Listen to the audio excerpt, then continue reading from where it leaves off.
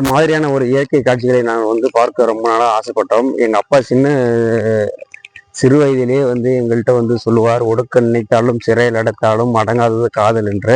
அந்த காதலின் நிலம் போல வளங்கள் போல என்ன மாதிரியான மரங்கள் வந்து செழுமையாக செழிப்பாக இந்த இடத்தில் வந்து இருக்கின்றது. நீங்களே பாருங்க, உள்ள மலை பிரதேசங்கள். அதுக்கு அடுத்து வந்து யமுனை நதிக்கரை இருக்கின்றது. அண்ணன் நடக்கிறார். மதியம் வந்து அழகான இயற்கை காட்சி.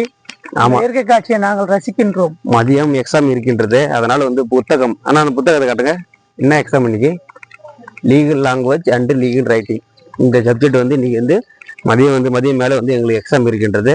அதனால நாங்கள் எவ்வளவு முடியுமோ அவ்வளோ எளிதில் அவ்வளோ சீக்கிரமாக நாங்கள் வந்து தாஜ்மஹாலை பார்த்து விசிட் பண்ணி ஆக வேண்டும் என்ற கட்டாயத்தில் நாங்கள் உள்ளோம். ஆகவே எப்படிப்பட்ட சூழ்நிலைகள் எங்களை வந்து கடந்து சென்றாலும் நாங்கள் இந்த அழகான இடத்தை நாங்கள் பார்க்கின்றோம். பாருங்க, பூரா மலை பிரதேசங்கள்.